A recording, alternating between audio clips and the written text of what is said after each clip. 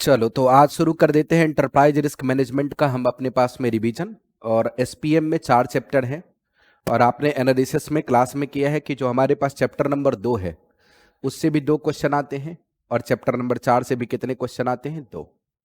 अगर आप एनालाइज करते हैं तो आपको यह पता लगता है कि चैप्टर 2 से भी एक प्रैक्टिकल एक थ्योरी, चैप्टर 4 से भी एक प्रैक्टिकल एक थ्योरी, चैप्टर 3 से सिर्फ क्या आ रहा है? प्रैक्टिकल। और चैप्टर 1 से अभी थ्योरी आ रहा है बट उसमें प्रैक्टिकल की भी पॉसिबिलिटी है, क्योंकि उसमें कॉमन साइज स्टेटमेंट कंपैरेटिव वगैरह सब कुछ आपने चेक किया हुआ है। तो अभी एंटरप्राइज रिस्क मैनेजमेंट में प्रैक्टिकल के लिए जो सबसे ज्यादा इंपॉर्टेंट हमारे पास में टॉपिक था उसका नाम था कॉर्पोरेट फेलियर। इवन कि आप स्टडी मटेरियल में देखेंगे तो ये सबसे लास्ट सेक्शन में दे रखा है, बट एग्जामिनेशन के लिए सबसे पहले सेक्शन में हमने इसको पढ़ाया था आपको। तो कॉर्पोरेट फेलियर में causes of financial health deterioration, क्यों होता है कंपनियों के फाइनेंशियल हेल्थ में डिटोरिएशन? इकोनॉमिक कॉज में स्ट्राइक है, लेबर स्ट्राइक है, मार्केट फेलियर है, decline in core earning and sharp change in market price है। कई वजह हो सकते हैं, कई बार में इकोनॉमिक कोर्स में कहीं स्ट्राइक चल रहा है या फिर लेबर का कोई राइट वाला इशू आ गया, उससे कोई लड़ाई झगड़े शुरू हो गए, मार्केट का फेलियर हो सकता है, डिक्लाइन इन अर्निंग हो सकती है, sharp change in market price. There are different situation जहां पे आपको नुकसान देखने को मिल सकता है। इंफॉर्मेशन कॉज में आ रहा था loss of protected and confidential information, loss of sensitive data and others. जैसे अभी आप चेक कर रहे हैं कि अगर दो कंट्री के बीच वॉर हो रहा है, अगर किसी के बारे में दूसरे को जानकारी मिल जाए तो उसका पूरा का पूरा प्लान क्या हो जाएगा? फेल। फिजिकल कॉज में आता है लॉस डिस्ट्रक्शन और damage to impairment of assets. Earthquake हो जाए, कुछ और वजह हो जाए जिसकी वजह से भारी नुकसान हो जाए। इसके अलावे हमारे पास में आता है human reason, departure, loss of key expert और manager, lack of skilled work force etc। अगर आपको आपके बिजनेस का चलाने वाला है जो मेन है वही चला जाए, या उसके साथ कुछ मिसहैपनिंग्स हो जाए, या फिर कोई डिपार्चर हो जाए, देयर आर डिफरेंट सिचुएशन जिसकी वजह से ह्यूमन रिसोर्स की वजह से भी आपके बिजनेस में भारी लॉस हो सकता है।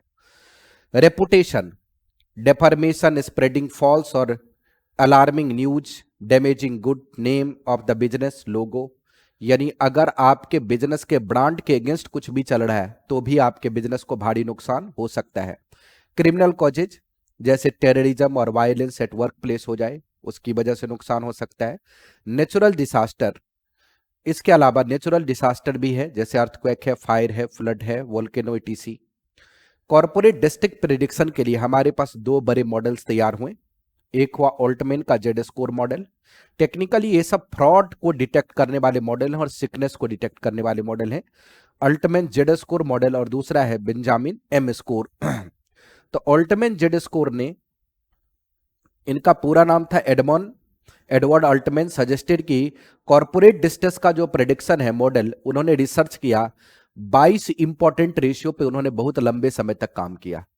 और 22 इंपॉर्टेंट रेशियोज के एनालिसिस के बाद उन्होंने रिसर्च 1968 में शुरू किया था, और उनका रिसर्च कंक्लूड हुआ 1960 में। रिसर्च शुरू किया और कंक्लूड कब किया? 1968। यानी 8 साल के लंबे रिसर्च के बाद उन्होंने 5 इसमें से रेशियोज निकाले, जिसके ऊपर कहा कि अगर इन रेशियो को ही हम ठीक से इवेलुएट कर लें तो हमें पता लग जाएगा कि कंपनी का सिचुएशन क्या है, जिसमें लिक्विडिटी का, प्रॉफिटेबिलिटी का, लीवरेज का, सॉल्वेंसी का और एक्टिविटी का, ये 5 रेशियो के ऊपर इन्होंने रिसर्च किया। पांचों रेशियो के इन्होंने फॉर्मूले बनाए। पहला रेशियो X1 था जिसमें फॉर्मूला आया working capital upon total asset. दूसरा था X2 जिसमें आई retained earning upon total assets. तीसरा था हमारे पास X3 जिसमें आई EBIT अपॉन टोटल एसेट्स। चौथा X4 था जिसमें market value of equity upon book value of total liabilities. और पांचवा X5 था सेल्स अपॉन टोटल एसेट्स। तो ये 5 अलग अलग रेशियोज उन्होंने निकाले, और उसके लिए उन्होंने जो वर्क रिसर्च किया था उस पर कुछ कांस्टेंट भी अप्लाई किया। कांस्टेंट कैसे अप्लाई किया उन्होंने? पहले वाले वेरिएबल का कांस्टेंट रखा 1.2, दूसरे वाले का कितना रखा? 1.4, तीसरे वाले का 3.3, चौथे वाले का 0.6 और पांचवें वाले का 0.999। इन्होंने कहा ये कांस्टेंट है। ये उन्होंने बहुत सारे फेल्ड और नॉन फेल्ड कंपनी के स्टडी करने के बाद उन्होंने एक कांस्टेंट डिराइव किया था जो दे रखा है, और इसमें वेरिएबल निकाल के आपको मल्टीप्लाई करना है, और स्कोर का इंटरप्रिटेशन इस तरीके से दिया उन्होंने ये बताया कि ये डिस्ट्रेस का एरिया है। अगर स्कोर जेड का 1.81 आता है तो ये समझ लो कि ये बिल्कुल लोअर लिमिट है, और अगर स्कोर 2.99 आता है तो ये समझो कि इसके बाद में ग्रीन एरिया है। इस बीच में डिस्ट्रेस चल रहा है, यानी अगर कोई भी एंटिटी इस बीच में मूव कर रही है तो अभी अगर आप मेहनत करें तो हो सकता है उसको डिस्ट्रेस से उबार सकें। लेकिन अगर 1.81 के नीचे कोई कंपनी चली गई तो कंपनी सिक हो जाएगी, यानी फेल हो जाएगी, और अगर कोई कंपनी फेल हो गई तो फिर उसको बचाना बेहद डिफिकल्ट काम होगा।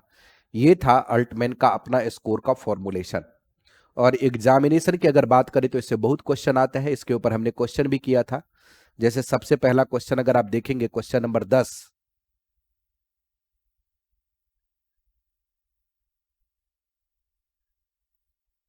क्वेश्चन नंबर था हमारे पास में 10। ये मुझे लग रहा है बिल्कुल स्ट्रेट क्वेश्चन रहा होगा। ये देखिए यहाँ पे सारी चीजें दे ही रखी थी। यहाँ पे क्वेश्चन में हर कुछ गिवन ही था कि working capital upon total asset 25% है, retained earning upon total asset 30% है, earning before interest and tax कितना है 15%, market value of equity to book value of debt tax 150% है, और सेल टू टोटल एसेट कितना है 2 टाइम्स। आप देख रहे हैं वैसे कि एमक्यूपी में भी अभी भी आ रहा है और एग्जाम में भी आ चुका है। तो इसमें सीधा स्कोर निकालना था और हमने डायरेक्ट स्कोर की कैलकुलेशन की। यहाँ पे फॉर्मूला लगाया हमने और फॉर्मूले से क्या निकाल दिया, स्कोर। स्कोर कितना निकला 4.113, जो कि आपके अपर लिमिट आपके पास कितना था, देखिए आपके पास अपर लिमिट था 2.99। 2.99 के अपर लिमिट से ज्यादा है, इसलिए कंपनी नॉन बैंकरप्ट है और कंपनी में फिलहाल कोई दिक्कत वाली बात नहीं है, कंपनी चकाचक है, बिल्कुल कोई दिक्कत नहीं। उसके बाद मैंने आपको एक क्वेश्चन कराया था, क्वेश्चन नंबर 8। अगर मैं क्वेश्चन नंबर 8 की बात देखूं तो देखिए क्वेश्चन नंबर 8 इससे थोड़ा बड़ा होगा, क्योंकि इसमें कुछ फॉर्म आपको कैलकुलेशन करनी थी। यहां पे हमारे पास में क्वेश्चन दे रखा था कि आपके पास एक बैलेंस शीट है जिसमें इक्विटी शेयर कैपिटल है, रिजर्व सरप्लस है, डिबेंचर है 10%, बैंक लोन है, करंट लाइबिलिटी है, एसेट्स में बस एक आपके पास में फिक्टिशियस एसेट्स है, प्रीलिमिनरी एक्सपेंस। उसके बाद कह रहा था नेट सेल्स 20 लाख है, प्राइस अर्निंग रेशियो 10 है, डिविडेंड पे आउट रेशियो 50% है, डिविडेंड पर शेयर 9-10 का 20 रुपए, और कॉर्पोरेट टैक्स कितना है 50%। यहां पे हमें स्कोर का प्रेडिक्शन करना था और हमने स्कोर का प्रेडिक्शन आपको कराया। स्कोर के प्रेडिक्शन के लिए मुझे अलग अलग फॉर्मूले चाहिए थे, तो पहले मैंने फॉर्मूला लिख दिया। फॉर्मूला में जो वैल्यू गिवन थी वो गिवन थी, जो वैल्यू गिवन नहीं थी उसके लिए आपने वर्किंग नोट बनाया। जैसे आपने सबसे पहले वर्किंग नोट बनाया टोटल एसेट्स के लिए, तो टोटल एसेट्स में fixeds plus investment plus stock plus debtor.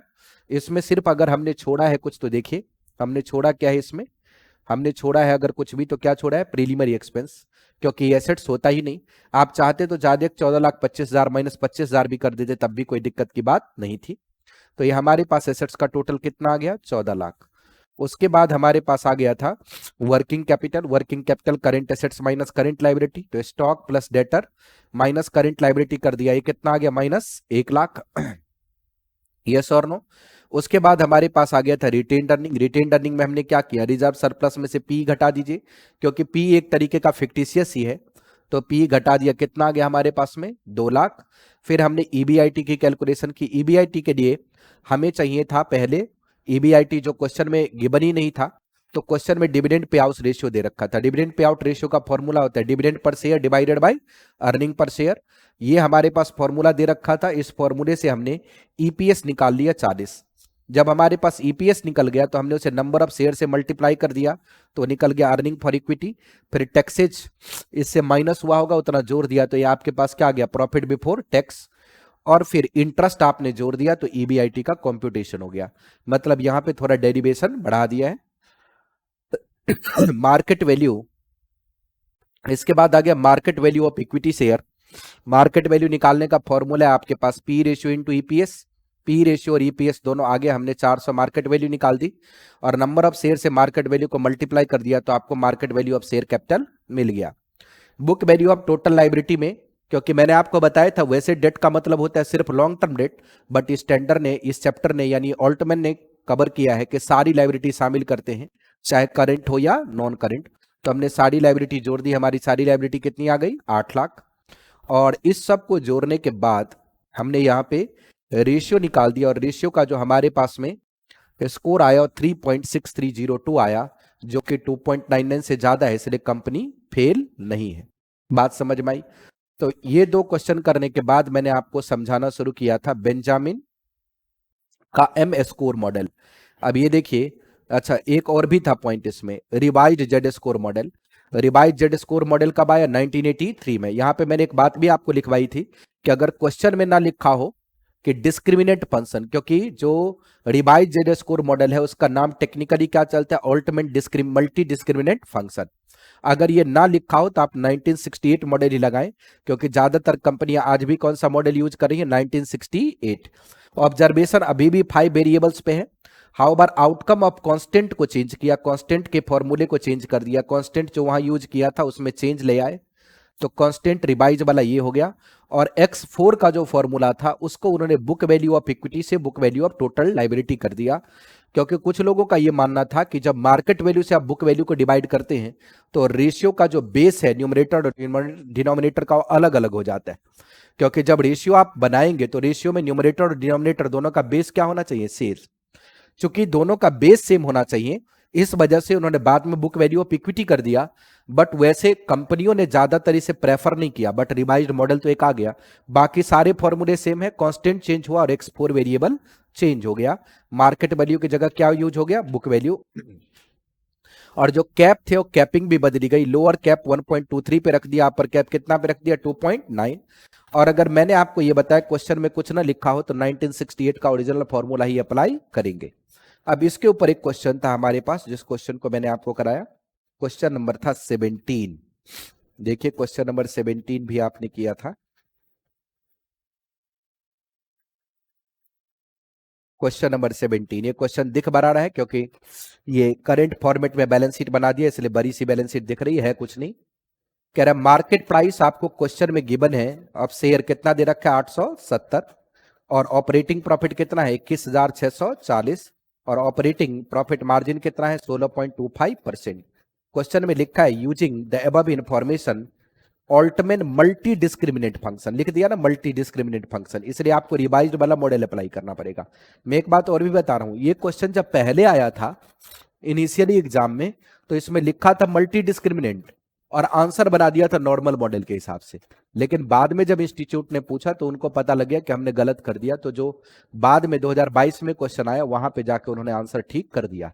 तो अगर आप पुराना इसका जैसे देखेंगे, इसका रेपिटेशन दे रखा है कई बार, तो अगर आपने 2018 या 19 वाला आंसर खोल लिया सजेस्टेड तो आप कंफ्यूज हो जाएंगे, क्योंकि पहले इंस्टीट्यूट से गलती हो गई, तो पूछ कुछ और रहे थे, आंसर कुछ और बना दिया, बट बाद में आंसर ठीक कर दिया।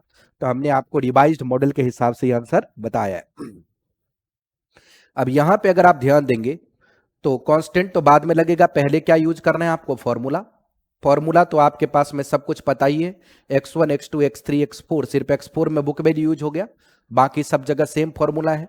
और हमने कैलकुलेशन की वर्किंग कैपिटल की, current assets minus current liability, सब फिगर गिवन है, बस आपको कैलकुलेट करना है। बैलेंस शीट पे गिवन था calculation of EBIT 21,640, operating profit का मतलब EBIT होता है, वो ऑलरेडी क्वेश्चन में गिवन ही है, तो आपको निकालने की जरूरत ही नहीं पड़ी।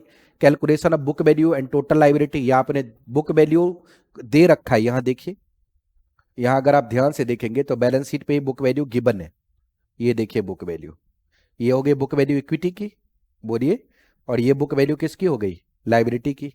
दोनों को जोड़ दिया तो आपके पास में बुक वैल्यू ऑफ इक्विटी और लायबिलिटी भी कैलकुलेट हो गई। उसके बाद हमारे पास में आ गया था सेल्स। सेल्स के बारे में क्वेश्चन में हमारे पास EBIT दे रखा था और ऑपरेटिंग प्रॉफिट मार्जिन दे रखा था, तो EBIT अपन ऑपरेटिंग प्रॉफिट मार्जिन कर दिया, क्या निकल गया? सेल्स। बोलिए यस और नो। इसके ऊपर हमने फिर कैलकुलेट कर लिया फॉर वेरिएबल्स, और वेरिएबल्स के बाद क्या कैलकुलेट कर रही है? स्कोर। अब स्कोर को देखेंगे तो हमारे पास अपर स्कोर कितना है? 2.9, लोअर कितना है? 1.23, बट ये बीच में स्कोर आ गया, इसलिए कंपनी अभी डिस्ट्रेस के सिचुएशन में फेल नहीं हुई है, अगर इस कंपनी पे अभी मेहनत की जाए तो बचाया जा सकता है। तो ये था 1968 और 1983 मॉडल ऑफ जेड स्कोर, जो आपके एग्जाम के लिए सबसे ज्यादा इंपॉर्टेंट है। मतलब ये समझो कि मेजॉरिटी ऑफ टाइम यही आप मान के चलें कि इसी में से क्वेश्चन एग्जाम में ज्यादातर आएगा। बेंजामिन एम स्कोर का क्वेश्चन अभी आ भी गया दिसंबर 2024 में, तो अभी फिलहाल इमीडिएट रिपीट होने के कोई चांस नहीं है, बट एग्जाम एग्जाम है, क्या पता वो कहे चलो 2-3 बार यही पूछ देते हैं ताकि स्टूडेंट उसको अच्छे से पढ़ें। तो मैं अब चल रहा हूं Benjamin M score. Benjamin M score का जो मॉडल था, अच्छा पहले एनसीईआर है, पहले एनसीईआर बाद में ले लेते हैं, पहले एम स्कोर पढ़ा दे। Beneish M score, Beneish M score model हमारे पास आ गया कब, 1999 में, और इसकी मैंने पूरी कहानी सुनाई थी। अब यहाँ पे बेनिस एम स्कोर, ये हमने कहानी सुनाई थी आपको कौन सी कंपनी डिजोल्व हुई थी, एनरॉन। एनरॉन कंपनी डिजोल्यूशन हुआ था, उसी में मैंने आपको इसकी कहानी सुनाई थी कि, और इसके ऊपर केस स्टडी भी क्वेश्चन में गिवन है, अभी आप देखेंगे कि वहां पे जब एनरॉन कंपनी का डिजोल्यूशन हुआ था, जैसे देखो यहां पे है ही अपने पास में एक केस स्टडी थी ना, एक केस स्टडी थी अपने पास में जिसमें डेटा सफिशिएंट नहीं था।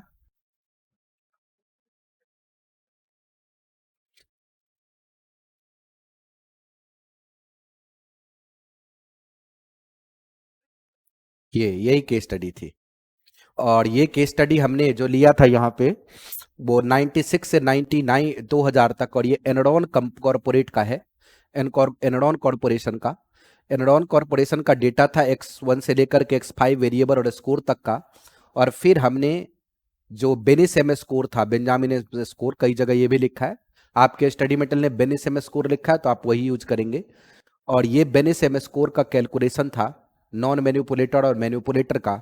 और यहां से ये साबित हुआ था, जब मैंने आपको केस स्टडी पढ़ाया था, यहां पे ये साबित हुआ था कि जो हमारे पास में जेड स्कोर था, जेड स्कोर को अगर आप ध्यान से देखेंगे, जेड स्कोर को देखिए, 96 में कह रहा है 1.84 है, 97 में कह रहा है 1.58 है, फिर 98 में कह रहा है बढ़ गया, फिर 99 में भी कह रहा है बढ़ गया, और 2000 में जब वो डिजोल्यूशन हुआ तब और भी बढ़ गया।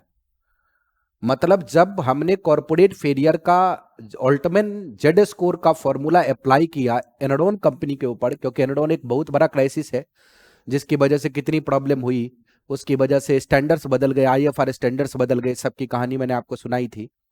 तो यहां पे आकर के ये पता लगा कि जो आपके पास जेड स्कोर मॉडल है वो बहुत अच्छा काम नहीं कर रहा है, क्योंकि जेड स्कोर मॉडल सुधार दिखा रहा था कंपनी में। मेरी बात समझ में आ रही? लेकिन जब बेनिसेम स्कोर की बात आई तो देखिए बेनिसेम स्कोर में अगर आप देखेंगे तो बेनिसेम स्कोर के अंदर में सुधार नहीं दिखा रहा था। अगर बेनिसेम स्कोर की बात करेंगे तो इसमें सुधार था नहीं। यहां देखिए, अगर आप ध्यान से देखेंगे तो लगातार स्कोर घटता जा रहा है। मेरी बात समझ में आ रही? स्कोर लगातार क्या होता जा रहा है, घटता जा रहा है। तो जो बेनिस एम स्कोर ने फॉर्मूले बनाए, चूंकि वो ज्यादा कॉम्प्रहेंसिव था और ज्यादा डिटेल्ड था, वो ज्यादा बेटर तरीके से प्रोजेक्ट कर रहा था कि जो एनरॉन कंपनी है उसका डिजोल्यूशन हो जाएगा। उसी के ऊपर इंस्टीट्यूट ने ये आपकी केस स्टडी बना के दी थी, जिसको इन्होंने मॉडल क्वेश्चन पेपर जून 2023 में पब्लिश किया था, और इसके ऊपर डिटेल एनालिसिस यहाँ पे दे रखी थी जो मैंने बताया था। कुछ डेटा भी कहीं कहीं पे इसमें मिसिंग है, बट ठीक है, पढ़ने के एंगल से, समझने के एंगल से वो बढ़िया था। तो देखिए हमारे पास में एक्चुअल में क्या कहता है बेनिसेम स्कोर, किस चीज पे बेस्ड है। Model is developed by professor Messod Beneish in 99। This mathematical model is based on 8 financial ratio derived from balance sheet, PL account and cash flow. उन्होंने कितने रेशियो लगाए, 5, इन्होंने कितने लगाए, 8। This model help in predicting manipulation made by the company in advance. अगर company fraud कर रही है, मैनिपुलेशन कर रही है, तो यहां एडवांस में आप इस बात को प्रेडिक्ट कर सकते हैं। Variable used in this model, इस मॉडल में वेरिएबल क्या क्या यूज हुआ है, डेली सेल्स रिसीवेबल इंडेक्स, डीएसआरआई।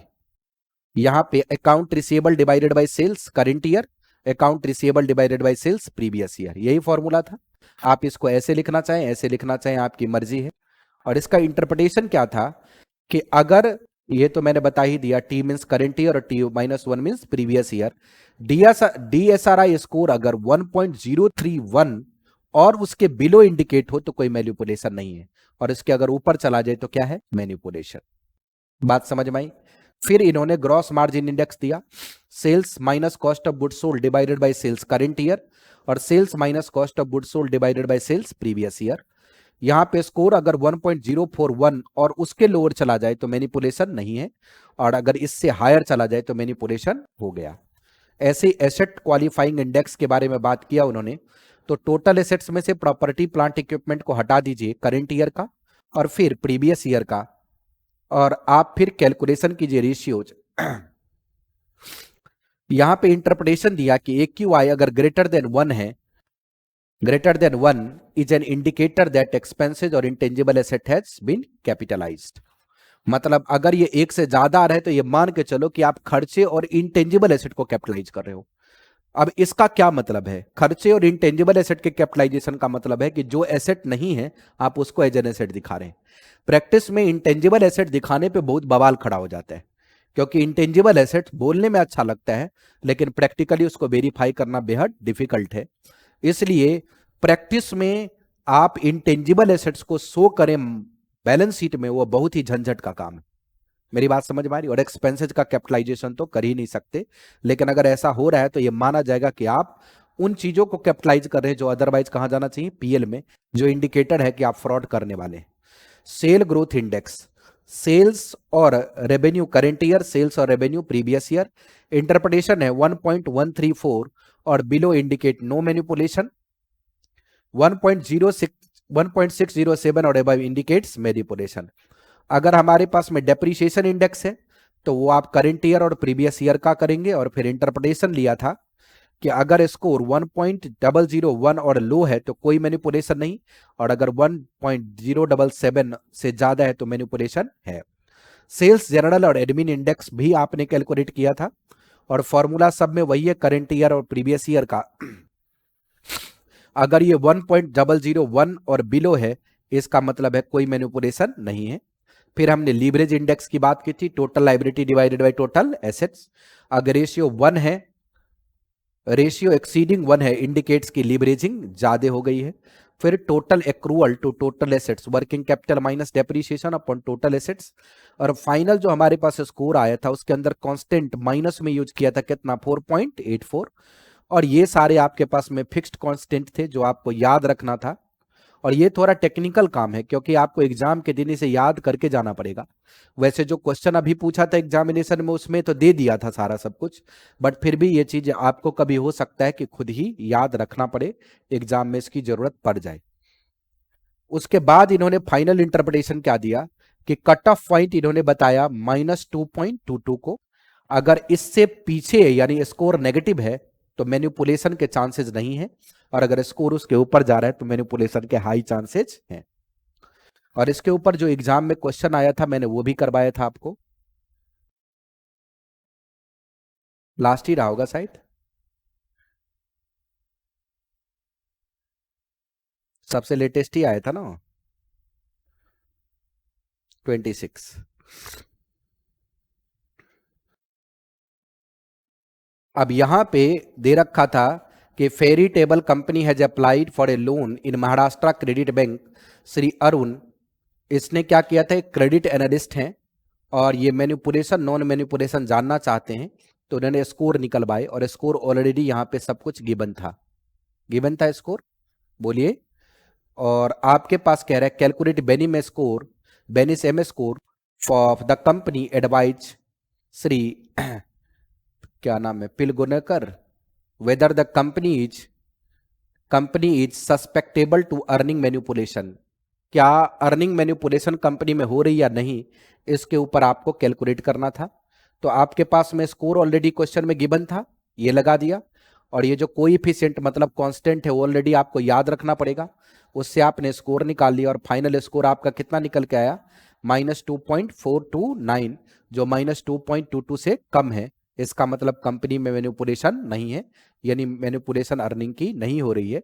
और अगर अर्निंग की मैनिपुलेशन नहीं हो रही तो लोन देने में कोई दिक्कत की बात नहीं है। क्लियर हो गया पॉइंट? अब बेनिस एम स्कोर के पहले हमने एक और भी मॉडल आपको कराया था जिसका नाम था NCAER स्टडी।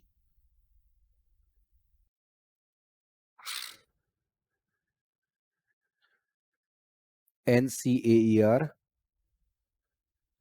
एनसीएआर मॉडल ये national council of applied economic research के थ्योरी हैं और सबसे इजी थ्योरी इसी ने दिया। इसने कहा सिर्फ 3 फैक्टर चेक करो, cash profit position, liquidity position और नेटवर्थ पोजीशन। तीनों कैलकुलेट करो।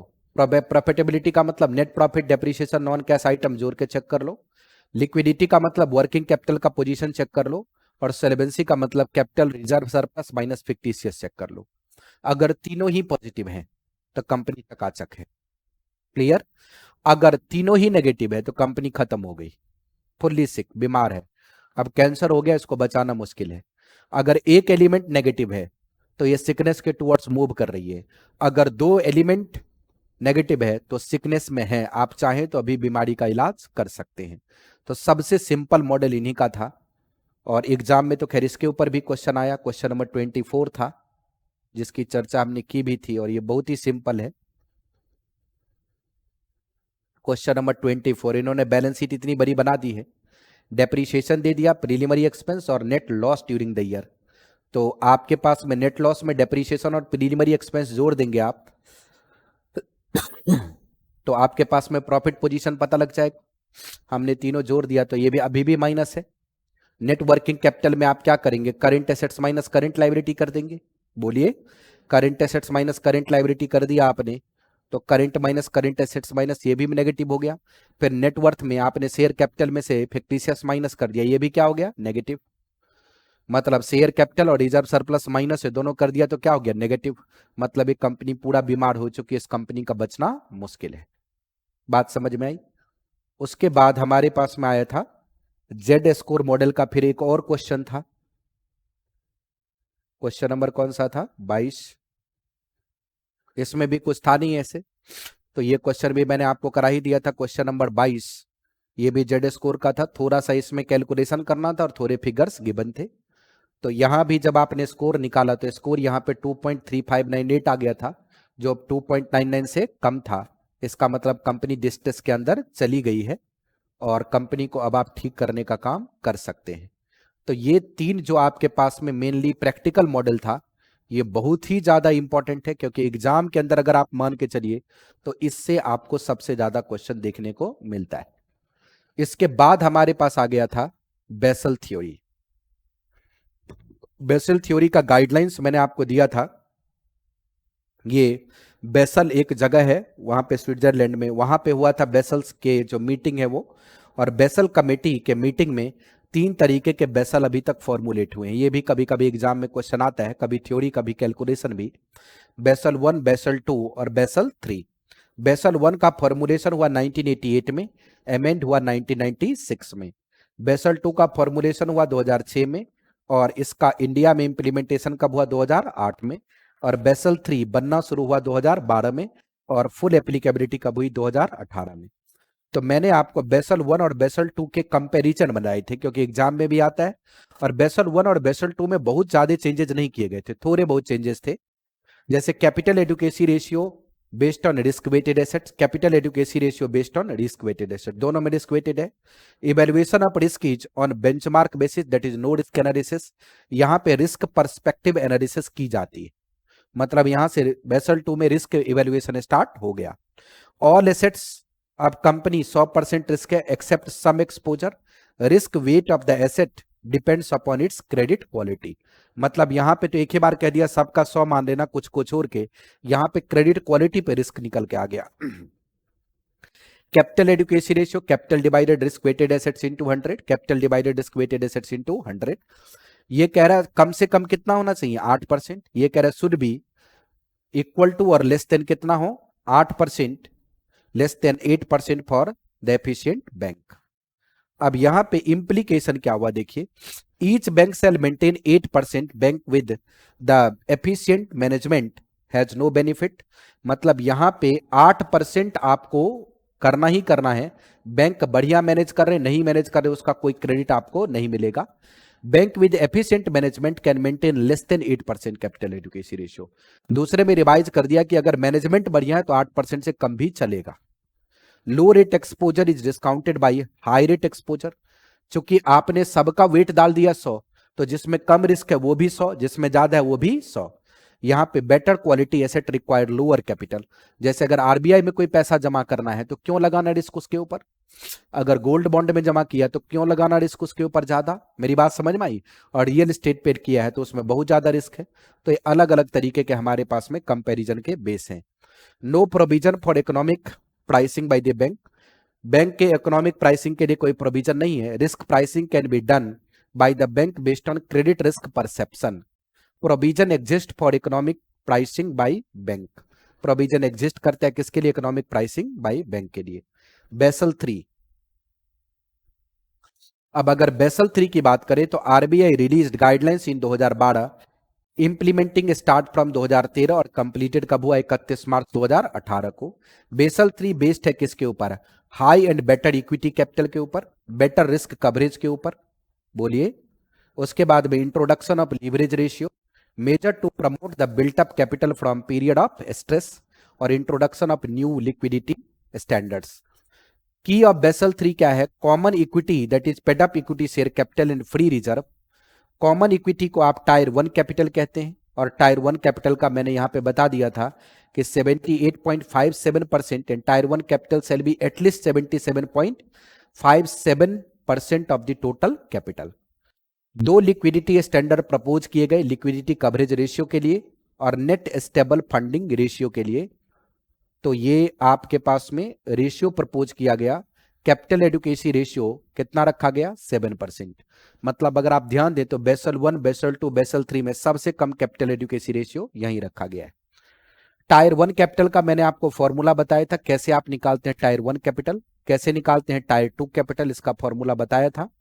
और उसके ऊपर एक रिस्क वेटेड एसेट्स का आपने कैलकुलेशन भी किया था, कहां पे कितना रिस्क लगाना है वो भी आ गया था। इसके ऊपर एक क्वेश्चन था छोटा सा जो एग्जाम में आया था, वो भी मैंने आपको करवा दिया था, एक बार कर लेंगे। एक बार एग्जाम में आया है, आगे नहीं आएगा, नहीं आएगा कह नहीं सकते, बट आ सकता है। उसके बाद आ गया था, मैंने एक थ्योरी और एनालिसिस की थी जिसका नाम था value at risk. Value at risk एक थ्रेशोल्ड वैल्यू है such that the probability of portfolio making market to market loss over specified time horizon exceed this value. Advantage क्या है, value at risk is single number that approximate to the amount of risk in portfolio and hence easy to understand. VAR can be used to make comparison of risk portfolio. VAR is widely acceptable risk evaluation method, और VAR is used for performance evaluation of entities. Limitation क्या है, depends upon input and assumptions. Result of VAR is inconsistent, misleading and gives false sense of security to investor, difficult to calculate. Mainly आपको valuate risk का जो calculation है वो financial management में करना होता है, क्योंकि वहां पे वैल्यूएट रिस्क के कैलकुलेशंस भी पूछे जाते हैं।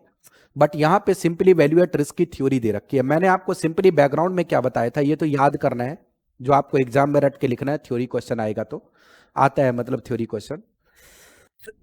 इसके लिए मेन पॉइंट मैंने क्या बताया था कि हम कहीं भी पैसा लगाते हैं तो हमारा वैल्यू किस पे होता है, रिस्क पे। आप प्रॉपर्टी खरीदो, शेयर खरीदो, जो भी खरीदो, जो पैसे आपने लगाए हुए एट रिस्क पे तो है ही। तो अब ऐसे सिचुएशन में ये हमें पूछना पड़ेगा कि हमारा वैल्यू एट रिस्क है कितना, यानी हम कैसे कैलकुलेट करें कि हमारा वैल्यू एट रिस्क कितना है। तो वैल्यू एट रिस्क कैलकुलेट करने के लिए पूरा का पूरा एक थ्योरी फाइनेंशियल मैनेजमेंट में है जिसका एक्सट्रैक्ट यहां पे दिया हुआ था। और यहां पे देखेंगे value at risk is threshold value such that the probability of a portfolio making market to market loss over a specified time horizon exceed this value। एक थ्रेशोल्ड वैल्यू है कि हम मैक्सिमम इतना आपका रिस्क ले सकते हैं, इतनी वैल्यू रिस्क पे डाल सकते हैं। अगर उससे ऊपर नीचे होता है तो आपको एनालिसिस करनी पड़ेगी। जैसे अगर आप फाइनेंशियल मैनेजमेंट में पढ़ेंगे तो उसका इस तरीके से ग्राफ बनता है ना, ये आप देखेंगे इस तरीके से आपको समझाया जाएगा, क्योंकि वहां पे है, यहां पे है नहीं।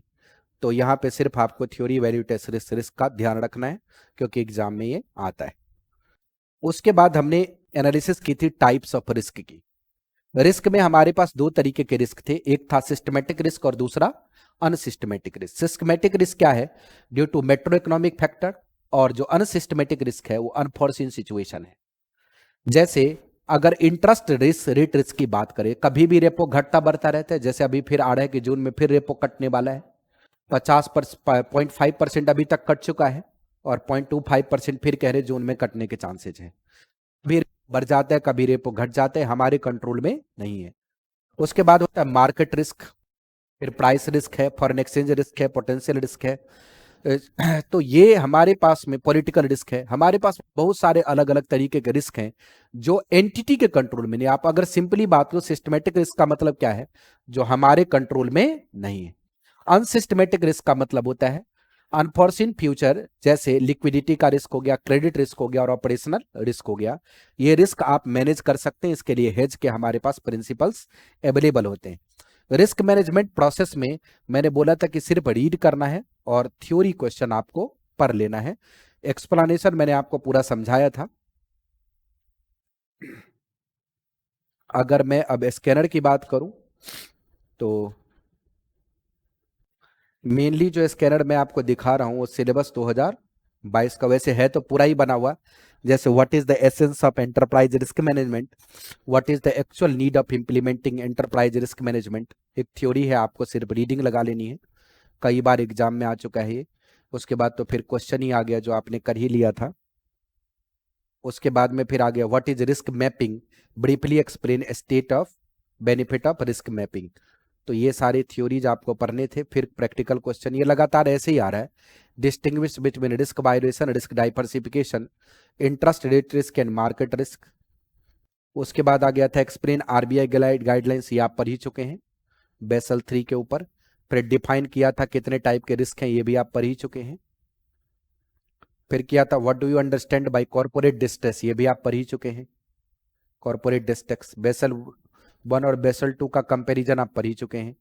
What do you believe government India bond do not have any kind of risk for the banking sector in India, support your answer. क्या गवर्नमेंट बॉन्ड में कोई रिस्क है या नहीं है, उसको आपको लिखना था।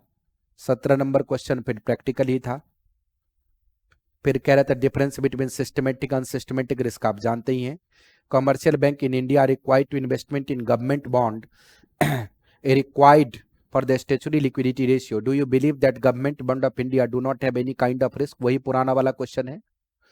How distress prediction predictive model Altman, तो ये तो वही थ्योरी वाला क्वेश्चन है अल्टमैन का। फिर ये क्वेश्चन मैंने आपको कैपिटल एजुकेसी वाला करा ही दिया था। Explain the interrelated component of enterprise risk management to mitigate, तो ये आपको पॉइंट लिखना था क्या क्या है। उसके बाद में फिर आ गया था ऑल्टमैन का, ये भी करा दिया था। वैल्यूएट रिस्क आपने पढ़ ही लिया है, लिमिटेशन एडवांटेज डिसएडवांटेज सब। फिर आपके पास में ये क्वेश्चन आ गया था कैलकुलेशन का, रिस्क रिटेंशन और रिस्क रिटेंशन स्ट्रेटजी, कितना हम रिस्क रिटेन कर सकते हैं और रिस्क रिटेंशन की स्ट्रेटजी क्या होनी चाहिए। मैंने आपको डिस्कशन में समझाया था रिस्क रिटेंशन और रिस्क रिटेंशन स्ट्रेटजी। अगर कहीं पे कोई आया सर इतना नुकसान हो गया, छोड़ो, मैंने बताया था ना बहुत तरीके के रिस्क रिटेंशन है, जैसे फाइनेंशियल रिस्क रिटेंशन है। अब आपको लग रहा है कि आपके फाइनेंशियल में कुछ गलती है, हो सकता है कल डिपार्टमेंट से नोटिस आ जाए, तो आपने पूछा फाइनेंस से भाई क्या होगा इसका, बोला सर मैक्सिमम 50 लाख की पेनल्टी लग सकती, छोड़ो, टॉलरेंस लिमिट के अंदर है।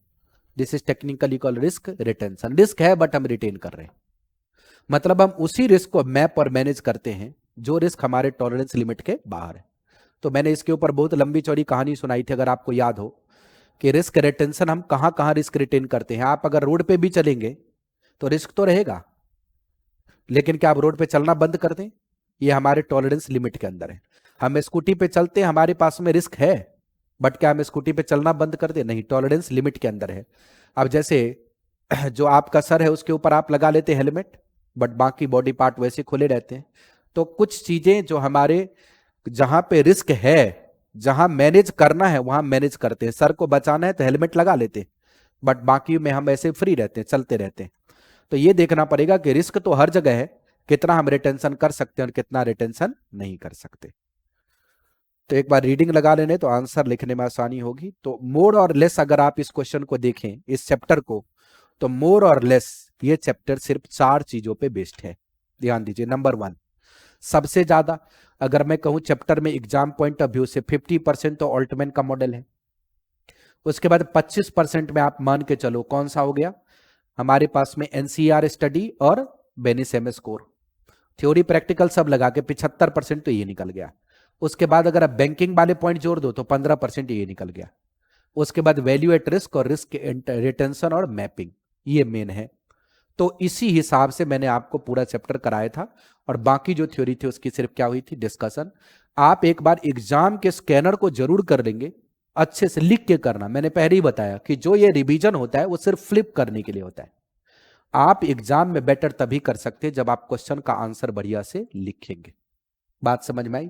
बट इस चैप्टर में फोकस पॉइंट आप सबसे पहले क्या रखेंगे, जेड स्कोर मॉडल। दूसरा क्या रखेंगे, एनसीआर स्टडी। तीसरा बेनिसेम स्कोर। चौथा बैंकिंग के बेसर 1 2 3 कैपिटल और आरबीआई के बॉन्ड में जो इन्वेस्टमेंट है। पांचवा सिस्टमेटिक वर्सेज अनसिस्टमेटिक रिस्क। छठा वैल्यू एट रिस्क। सातवां रिस्क रिटेंशन रिस्क स्ट्रेटेजी।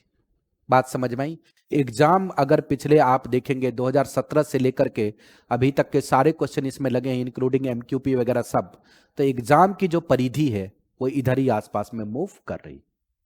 जो करंट में एमक्यूपी वगैरह रिलीज हुए वो भी इन्हीं के आसपास मूव कर रहे हैं। बात समझ में आई? तो हमारे पास एसपीएम का अभी तक चारों चैप्टर का रिवीजन हो गया है, और एट द कंक्लूजन आपको यह समझना है कि चैप्टर 2 और चैप्टर 4 इसमें से दो दो क्वेश्चन आते हैं, चैप्टर 1 और चैप्टर 3 इसमें से एक एक क्वेश्चन आते हैं। अगर प्रैक्टिकल की मैं बात करूं तो 1 2 3 क्वेश्चन प्रैक्टिकल नजर आएगा। अगर मैं थ्योरी की बात करूं तो 1 2 3 क्वेश्चन थ्योरी नजर आएगा। बात समझ में आई? बाकी एमसीक्यू इधर उधर जो भी, अगर पहले चैप्टर से प्रैक्टिकल आ गया तो समझिए आपके पास में 3 के बजाय 4 प्रैक्टिकल क्वेश्चन हो गया, सिर्फ 2 क्या बन गई, थ्योरी क्वेश्चन। क्लियर? तो ये हमारे पास एसपीएम कंक्लूड हो गया। लेकिन एग्जाम के एंगल से मैं फिर कह रहा हूं कि क्वेश्चन का आंसर आपको लिख के देखना है। जो चैप्टर मैंने 12 घंटे में कराए हैं, 12 घंटा समय लिया है क्लास में कराने में, उसके लिए 42 मिनट सिर्फ और सिर्फ रिव्यू ही हो सकता है, ओवर भी हो सकता है। ये 12 घंटे की चीज को 42 मिनट में सिर्फ हम आपको रिकैप करवा सकते हैं। बात समझ में आई? तो ये इसका रिवीजन कंप्लीट हो गया।